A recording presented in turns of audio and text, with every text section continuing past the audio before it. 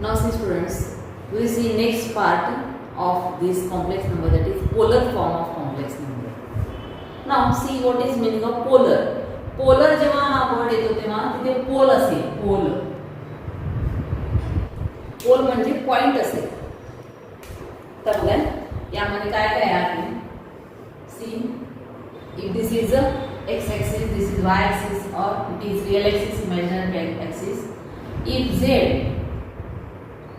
is a complex number, समजा AB हा complex number आहे. We join this. If this is P is a complex number, P, this is the point P, OP is there, and this is the distance A and this is distance B. Here, this O is called as a pole. We suppose O as a pole. This angle XOP makes an angle theta with x-axis. This is the argument of Z. We know this, and its value is tan inverse of B upon A. We have calculated that value, and length OB, this length OB is equal to R, and its value is root of A square plus B square. Then the point P, R theta, the coordinates, these coordinates are called as the polar coordinates of the point P. This denoted by letter R theta. R means this length OP is R. Length OP is R, and its value is root A square per B square, and this angle is theta. Then P R theta, this denotes the polar coordinates. These are the polar coordinates of the complex number P here, AB. Of complex number we can write that complex number if P is equal to A plus IB असे. तर P R theta, this denotes the polar coordinates of that point P. समजलं यामध्ये. This length OP is R. R means this radius of this pole, and theta means amplitude of this P. So here theta is amplitude, and R means the modulus of Z. We have calculated that value. So R theta, the coordinates, these coordinates are called as the polar coordinates. We have to find that. आता यामध्ये या हा जो triangle दिसतो आपल्याला, this is a right angle triangle. Okay, so here what is theta? sin theta from this triangle. In triangle CP, if we call this as M, OPM or OMP.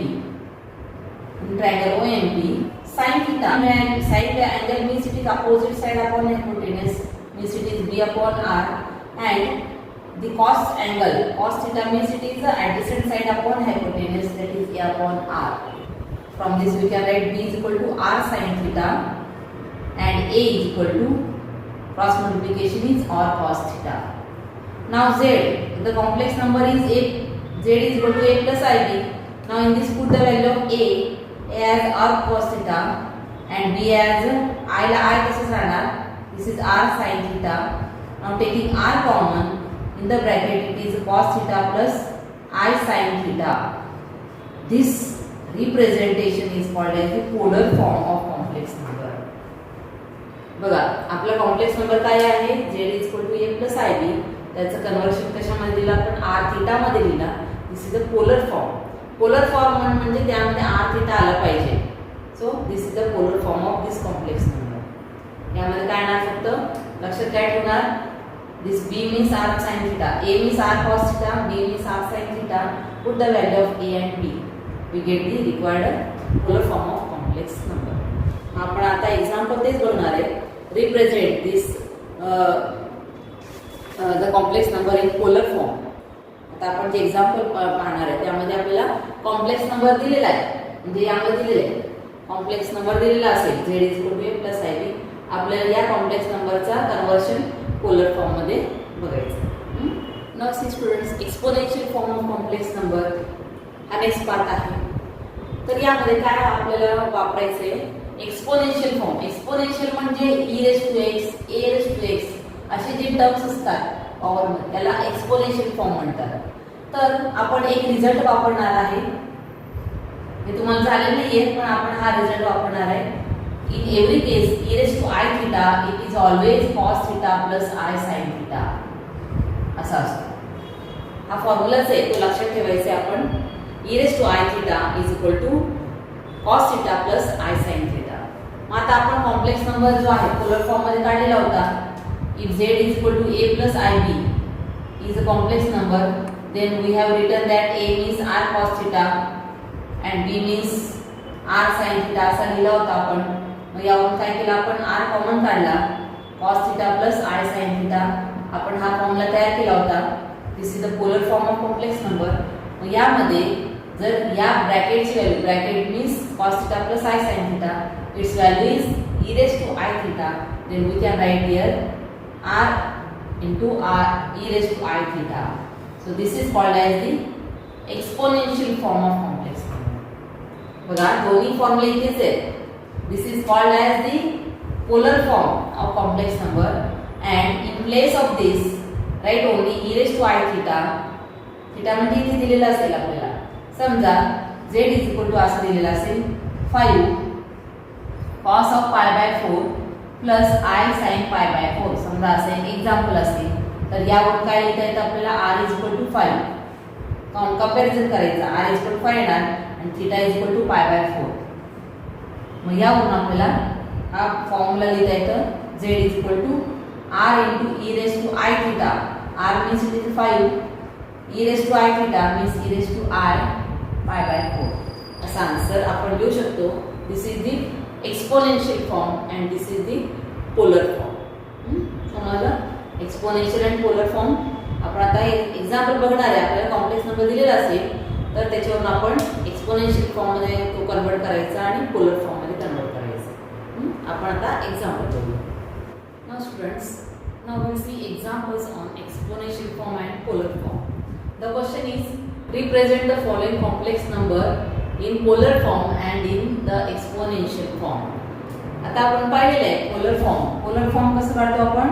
Polar form is z is equal to r cos theta plus I sin theta, and exponential form is z r e⁻I theta. Now for finding this, we have to find the value of r and theta.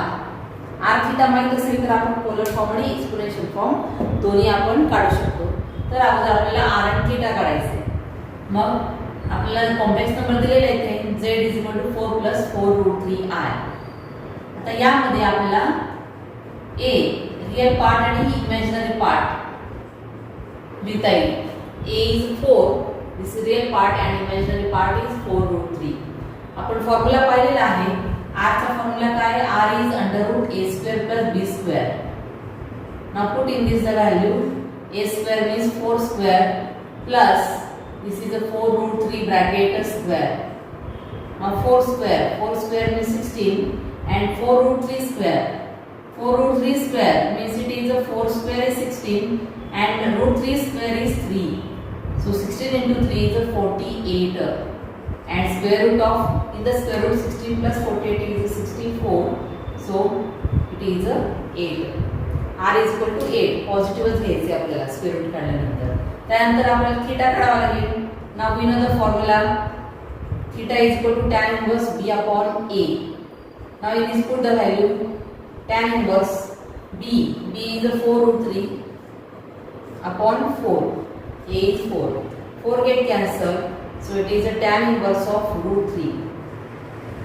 Now which value of tan is √3? We know that tan of 60 degree is equal to √3. So we can write tan inverse of √3 is equal to 60 degree. 60 degree means it is a pi/3. बघा 60 into pi upon 180. We get here pi/3. So we can write this as a 60 degree or it is equal to pi/3. This is value of theta. So we get these two values. R is 8 and theta is pi/3. Now we know the formula.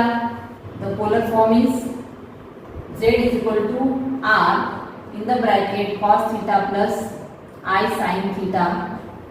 Now in this put the value of r. R is here 8. Now cos theta is pi by 3. So it is a cos of pi by 3 plus I sin of pi by 3.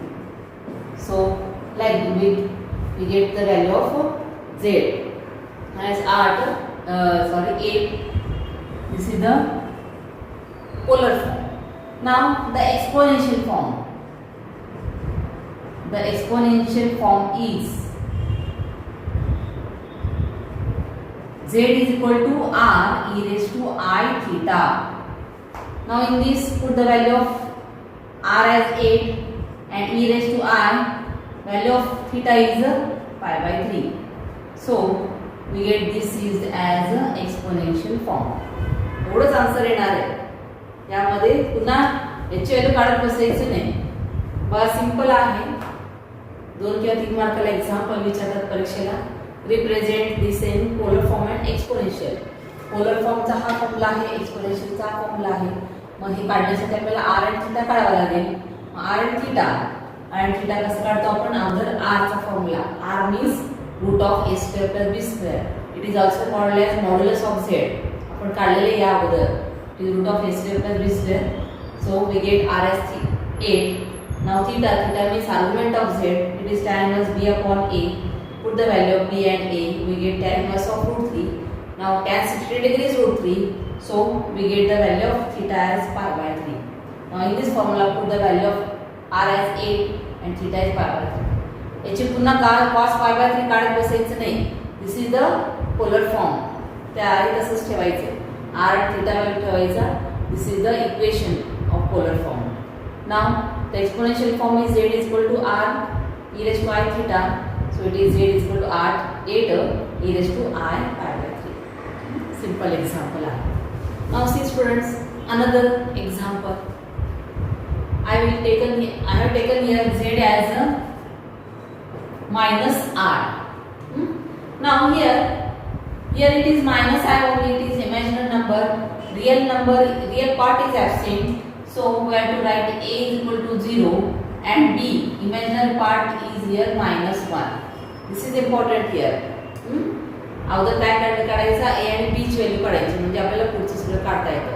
इथे फक्त real part नाहीये, फक्त imaginary part दिलेला आहे म्हणून real part काय येणार? 0 येणार आणि imaginary part -1. Now in this put the value of a and b. It is 0 and it is -1 square. 0 plus -1 square is 1. So root 1 is 1. So we get value of r as 1. Now tan inverse. Theta means tan inverse b upon a. So it is tan inverse of b. B is -1 and a is 0. -1 upon 0. Denominator is 0. Means value of it is a infinite value. Now we know that tan of 90 degree is a infinite value. Sin 90 upon cos 90. Sin 90 1, cos 90 0. So it is a 90 degree. So we get theta as 90 degree. So it is a pi by 2. We get the value of theta as a pi by 2. Now here put the value. The polar form is z is equal to r cos theta. In this put r is equal to 1 and cos theta is pi by 2. So this is the required answer here. This is the polar form. Now exponential form is z is equal to r e raised to I theta. R is 1 e raised to I pi by 2. We can write here 1 means it is e raised to I pi by 2. This is the required answer. इथे 1 इथे असं लिहिलं तरी चालेल. This is the polar form. And this is the exponential form. See here in this example a is 0, b is -1. So we have calculated value of r and theta. Theta काढताना इथे tan चे कोणते values येतात infinity ते बघायचं. आपल्याकडे table असलं पाहिजे. आपल्याला टेबल माहिती आहे 0 degree, 30 degree, 45 degree, 60 degree, 90 degree 180 degree हा टेबल जो आहे इथे sine value cos value tan value आपलं टेबल माहिती आहे त्याप्रमाणे काढायचं आहे. मला वाटतं सगळ्यांना हा टेबल माहिती आहे. Sine 0 is 0, sine 30 degree is 1/2, sine 45 degree is 1/√2, sine 60 degree is √3/2 and sine 90 is 1. याचा क्रॉस रिव्हर्स लिहिलं की आपल्याला कॉसचे व्हॅल्यू मिळतात आणि साइन अपॉन कॉस घेतलं की आपल्याला टॅनचे व्हॅल्यू मिळतात. तर अशा प्रकारे आपल्याला टेबल तयार करता पण येतं. तर हा टेबल माहीत पाहिजे इथे तर आपल्याला थीटा काढता येईल. समजलं एक्झाम्पल. आता इथे आपण आणखी काही एक्झाम्पल बघतोय की ते डायरेक्ट आपल्याला दिलेले नसतील पण इथे झेडची व्हॅल्यू जी दिलेली आहे ती 1/1 + i 1/1 + i. आता आपल्याला z = 1 + i दिला तर आपल्याला याच्यावर डायरेक्ट a आणि b ची व्हॅल्यू काढता येते. बरोबर आहे. कारण आपल्याला z = a + ib असा माहिती आपल्याला असेल तरच आपल्याला a आणि b काढता येतं. मग इथे तर 1/1 + i आहे. मग कसं काढणार यामध्ये. तर इथे डिव्हिजन आपण पाहिलेले डिव्हिजन कसं सॉल्व करायचा त्याप्रमाणे डिव्हिजन सॉल्व करायचं. मी फक्त थोडक्यात सांगते तुम्ही सॉल्व करायचं आहे. आता इथे असं लिहिता येईल हा डिव्हिजन मध्ये आहे म्हणून काय करतो आपण कॉन्जुगेटने मल्टिप्लाय आणि डिवाइड करतो. जेव्हा जेव्हा डिव्हिजन येतं जे डिव्हिजन असेल एक्झाम्पल मध्ये तेव्हा इथे कॉन्जुगेटने मल्टिप्लाय आणि डिवाइड करायचे. इथे डिनॉमिनेटर आहे 1 + i याचा कॉन्जुगेट काय येणार 1 - i म्हणून 1 - i ने मल्टिप्लाय आणि डिवाइड केला. मग आता 1 - i आहे तसाच खालचा दोन ब्रॅकेटचा multiplication it is a + ba - b that is a² - b². So it is 1² - i². So we get here 1 - i upon 1² is 1, i² is -1, -1 it becomes plus. So we get 1 + i upon 2. So we get here separate division जर घेतला तर आपल्याला असं मिळेल. मग हे असं लिहिता येईल 1/2 + i/2. i म्हणजेच i/2. i/2 means i into 1/2. So we get z = this value. So we can write here a is equal to 1/2 and b is equal to 1/2. दोन्ही मिळाले. एकदा a आणि b मिळालं की आपल्याला r काढता येतं, थीटा काढता येतो, त्यावरून पोलर फॉर्म काढता येतं आणि एक्सपोनेन्शियल फॉर्म काढता येतं. समजलं एक्झाम्पल. म्हणजे यामध्ये डायरेक्ट आपल्याला या फॉर्ममध्ये दिलेलं नाहीये तर आपण अगोदर डिव्हिजन सॉल्व करून घ्यायचा मग त्यावरून a आणि b काढायचा. असे एक्झाम्पल आपण सुरुवातीला पाहिलेले आहेत. त्यामध्ये state the values of a and b असे एक्झाम्पल पाहिलेले तिथे आपण a आणि b काढलेला होता. त्याप्रमाणे म्हणजे तोच एक्झाम्पल आहे इथे. फक्त हा काय झाला याच्या पुढचा भाग आपण सॉल्व करायचा आहे. इथपर्यंत आपण सॉल्व केलेले आहे ऑलरेडी. याची रिव्हिजन झालेली आहे. त्याच्या पुढचा पार्ट म्हणजे तो r थीटा काढायचा आणि पोलर फॉर्म आणि एक्सपोनेन्शियल फॉर्म काढायचा. समजलं. इथपर्यंत काढलं मी. त्याच्या पुढचं तुम्ही सॉल्व करा. याच्यावरून आपल्याला r काढता येतं. r means √a² + b². पुन्हा थीटा काढता येतो. Theta means tan inverse b/a. r theta मिळाल्यानंतर पोलर फॉर्म आणि एक्सपोनेन्शियल फॉर्म तुम्ही काढायचं. आता नेक्स्ट एक्झाम्पल असंच आहे. तो पण डायरेक्ट दिलेला नाहीये. बघा 1 + 2i upon 1 - 3i. इथे पण आपल्याला डायरेक्ट क्वेश्चन तर तोच आहे पण इथे डायरेक्ट आपल्याला a आणि b काढता येत नाही. काढता येईल का a आणि b? नाही येणार. मग इथे डिव्हिजन दिसतं आपल्याला. मग हा डिव्हिजन सॉल्व करायचा. डिव्हिजन कसं सॉल्व करतो आपण नेहमीप्रमाणे काय करतो आपण हा आहे तसा लिहितो आपण. तर डिनॉमिनेटरचा कॉन्जुगेट काढणार इथे 1 - 3 आहे. याचा कॉन्जुगेट म्हणजे 1 + 3i. 1 + 3i ने आपण मल्टिप्लाय आणि डिवाइड करणार. आता दोन ब्रॅकेटचं मल्टिप्लिकेशन इथे काय 1 ने मल्टिप्लाय केलं 1 + 3i प्लस 2i ने मल्टिप्लाय केलं 2i × 1 is 2i plus 6i² upon it is a² - b². So it is 1 plus 5i. It is i² is -1, so it is -6 upon 1 minus it is a 9i². 3i² means 9i². 1 minus 6 real part together minus 5i plus 5i upon 1. Here i² value -1, so it is a plus 9. So it is -5 plus 5i upon 10.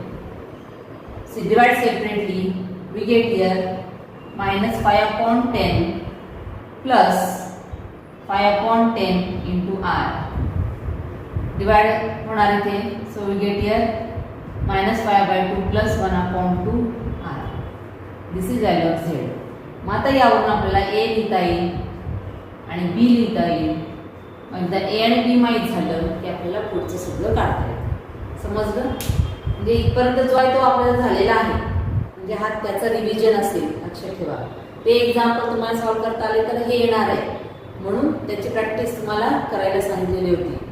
तर याप्रमाणे example solve करायचे. एकदा ए आणि बी मिळालं की पुढे आपल्याला सगळं काढता येतं. आर काढता येतं, थिटा काढता येतो, पोलर फॉर्म काढता येईल आणि एक्सप्लेनेशन. समजलं? असे एक्झाम्पल मी भरपूर देणार आहे, त्याप्रमाणे तुम्ही सॉल्व्ह करायचे. इथपर्यंत मी सॉल्व्ह करून दाखवलेलं आहे, तर पुढचं तुम्ही सॉल्व्ह करायचं. समजलं? कुठल्याही टाईपचे एक्झाम्पल आलं तरी आपल्याला सॉल्व्ह करता आलं पाहिजे. आता जेव्हा असे एक्झाम्पल येणार डिव्हिजनचे, तेव्हा ते 4 मार्काचे असतील, कारण हा लेंदी आहे, कारण यालाच आपल्याला वेळ जाणार आहे काढायला. म्हणून अगोदरचे जे एक्झाम्पल आहे ते 3 मार्काचे, हे एक्झाम्पल 4 मार्काचे. म्हणजे तुम्ही एक्झाम्पलची प्रॅक्टिस केली तर याचा फायदा दोन्हीला होणार तुम्हाला, सुरुवातीच्या एक्झाम्पलमध्ये आणि या एक्झाम्पलमध्ये. तर अशा प्रकारे सर्वांनी एक्झाम्पलची प्रॅक्टिस करायची आणि याचे एक्झाम्पल तुम्हाला होमवर्कला दिलेले एक्झाम्पल सॉल्व्ह करायचे. थँक्यू.